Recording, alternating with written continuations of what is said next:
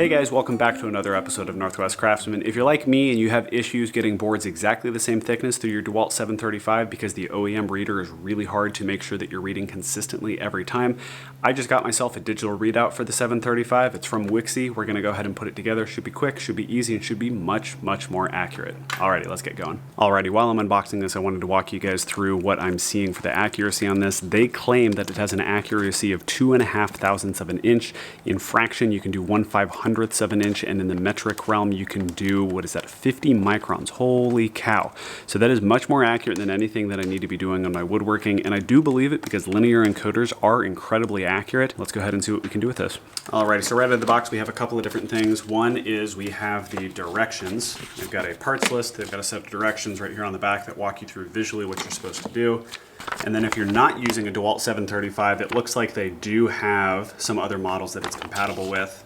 Double check on your planer to make sure that it is. After the directions, you have the main measurement body. I don't really know what else to call this, but it's basically the entire digital readout. And then we have some additional hardware.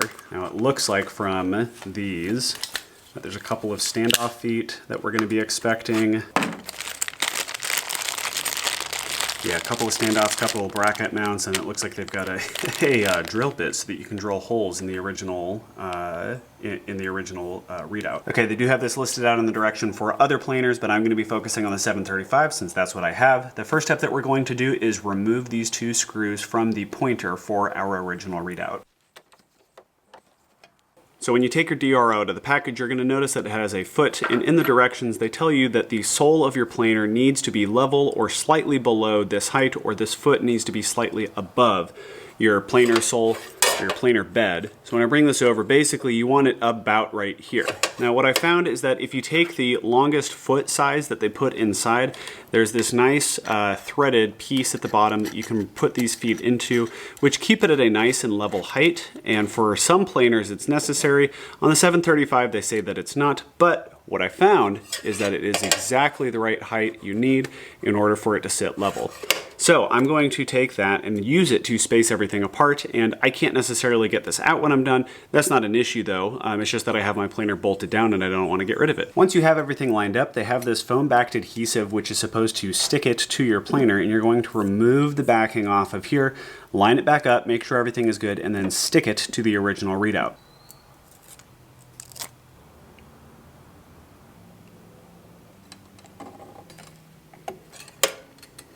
Now that everything is stuck in place, I'm going to remove the tensioner spring that exists on the back right here. Lift this guy up. Oop, watch for that tensioner spring to make sure he doesn't fall off. Got that little sucker. And then I'm gonna take the two provided screws and put one here and one here. They should be self-tapping, so they should secure themselves into the old readout. And technically it is on the outsides of where the original readout was, so if I ever had to remove this, it'd be really annoying, but it would be totally possible. To do this, they were kind enough to include a drill that you can use to pre-tap the holes.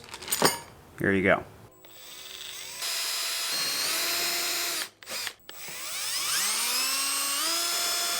Once you've got those drilled, these don't look like traditional self-tapping screws, but there is a teeny tiny little taper on the front so that they can bite, and you're going to want to use a 9/32 head in order to mate up with the head that they have on the screws.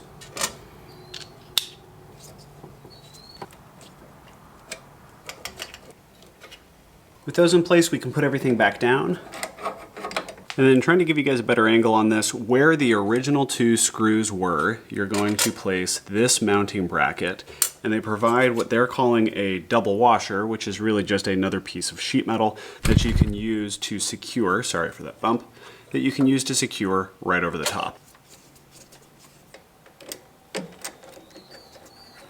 Now I'm just placing everything in here loosely so that we can get everything set, and then once we have everything set, we can tighten everything back down. Next up, using your automatic depth stop, I have it set to 3/4. You are going to set it to some height, and then you're going to come over here and move your Wixey until it lines up with that height. Don't forget that when you set the automatic depth, you have to make sure that your spindle is actually on top of that depth there so that it is set to the correct height. Next up, you're going to take the really long bracket here, attach it to this screw, and bring it loosely down to this guy here. You're going to notice that it overlaps with it, and then you're going to place this screw with this nut in place loosely right here to keep it all in place.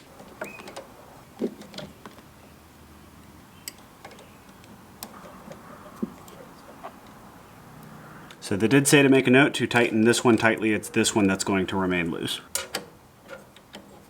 Frankly, kind of the weird thing is that reading through the directions, they told me that this one needs to remain loose, this one can be tight, but then the immediately following step is to tighten this one up. So just make sure that it's running freely up and down before you tighten this one up, because you want to make sure that it's aligned well. So I'm going to tighten this down, move it up and down, and make sure that it's not binding or pinching anywhere. Alrighty, and after a lot of finagling, I finally got that to fit loose.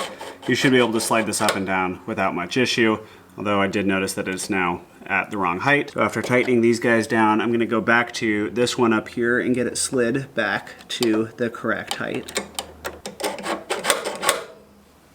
There we go. Now that we have it mechanically mounted, I'm going to go ahead and put 2 AAA batteries in here.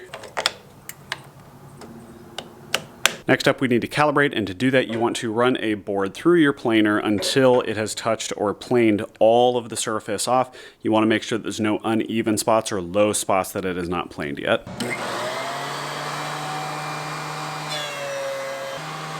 Okay, so what you want to do next with your freshly planed board is to lift up this scale underneath where it says calibrate, drop it down, and then you're going to hold the on-off cal button for 3 to 5 seconds until it clears.